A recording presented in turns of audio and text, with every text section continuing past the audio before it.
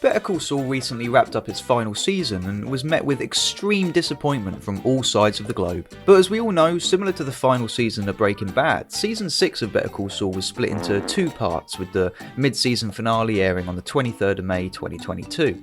And it's this final episode before the month-and-a-half break that I want to talk about today. Because it was the climax of this very episode where we saw, spoilers, Howard Hamlin get shot in the face. Now, since the release of this episode, I've seen many people come to Howard's defense, claiming he was innocent and didn't deserve to go through all the mental turmoil and manipulation caused by our hero, Slippin' Saul, and that Lalo shooting him through the brain was uncalled for. But I disagree. In this video, I'm going to deconstruct exactly why Howard Hamlin deserved everything that was handed to him.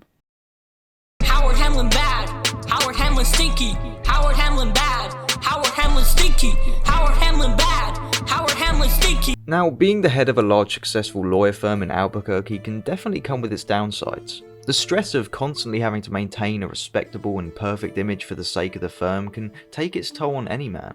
And turning to Class A drugs is a very common yet short-term solution for many people in Howard's position. You're able to do drugs during the day and still function, still do your job. Well, how the fuck else would you do this job? Cocaine and hookers, my friend. But surprisingly, I think I'm the first to say that cocaine simply wasn't the right answer for Howard. We started seeing signs of his drug use in Series 6 after Clifford Main spotted a small suspicious baggie in his locker. Howard? What? But who really knows how far this dangerous habit goes back? After Kim revealed that she spotted him snorting something a couple years back in episode 9 of season 6, it was simultaneously revealed to the audience that this may not be such a new development. Now, obviously Howard has had a lot on his plate after taking over the firm from his father, and I completely understand that for some people, turning to drugs is the only visible answer they can see. But to turn up to an important meeting with dilated pupils and acting irrationally and erratic just shows how far gone Howard really was. He snuck in somehow, and these are not the pictures I saw. Mr. Hamlin, are you all right? Your eyes. I am fine. And Howard's abuse of cocaine is really just the tip of the iceberg when it comes to the dark hobbies he gets up to in his spare time. Joe Dog ain't happy. You owe us. Owe you? Yeah. It seems that nose clams aren't the only indulgence that Howard has an addiction to.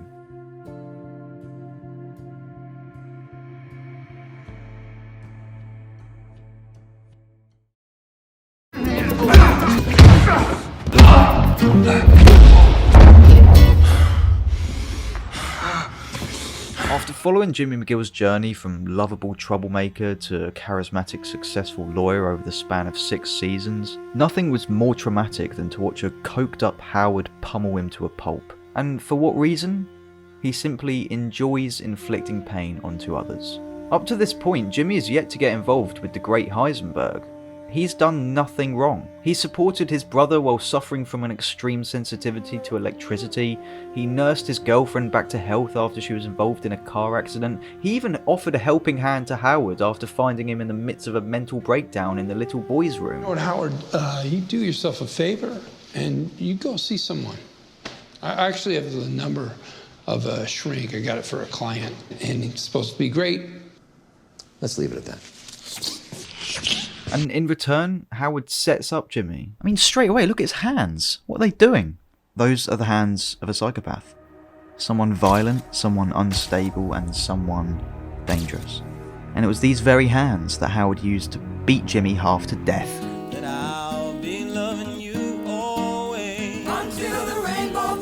At the end of season 5, we saw Nacho begin his long journey that led to his inevitable death.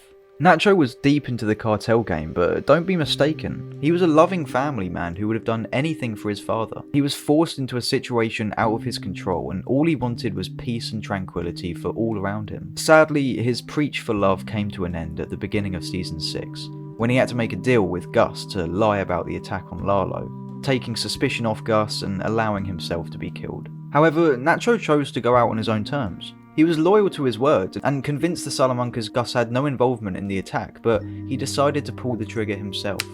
But where was Howard during all of this? Busy in a meeting, planning his next vicious attack on Jimmy, or most likely under a bridge somewhere, snorting line after line. When Nacho needed him the most, he simply wasn't there. And there's no doubt in my mind that the last thing going through Nacho's head before that bullet was, "I will never forgive you, Howard." And neither will we. He'll never change. He'll never change. Ever since he was 9, always the same. Couldn't keep his hands out of the cash drawer. When Chuck had his mental breakdown at the end of season 3, leading to him kicking over a lantern in his house and slowly burning to death, no one was more deeply affected than Jimmy. He was torn up. But in stark contrast to this, guess who didn't give one solitary shit? Yeah, you guessed right. Howard. Howard was the one who fired him days before his suicide. Howard was the one who, it was his fault. Chuck died at the hands of Howard. At the weirdly placed, interlocked hands of Howard.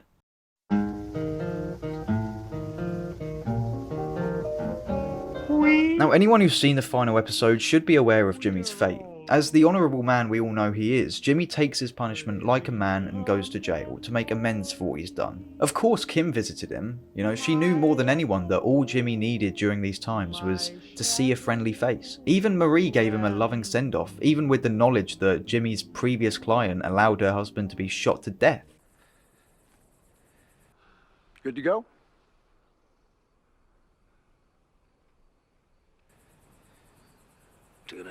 But again, where was Howard? Surely he could afford the flight there, even for just a day. He could have taken some time off work, My best guess is he didn't want to. In classic Howard selfishness, the mere thought of helping anyone else that wasn't himself disgusted him.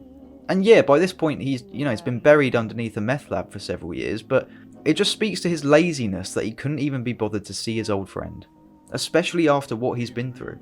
Now, I could go on and on about all the bad Howard did throughout Better Call Saul. Where Breaking Bad constantly showcased pure evil and troubled characters, none even comes close to Howard Hamlin. From the very beginning, he was jealous of Jimmy. Jealous of his wit, jealous of his hair and his colourful suits, jealous of his hot wife, jealous of his friends and his connection to the cartel. And this jealousy only perpetuated his truly evil nature. But what's worse than evil? Stinkiness. And I don't mean your run-of-the-mill, unshowered, dirty, smelly stinkiness, I'm sure on his worst days, soliciting happy flappies on the streets of Albuquerque, Howard smelt like a classy meadow.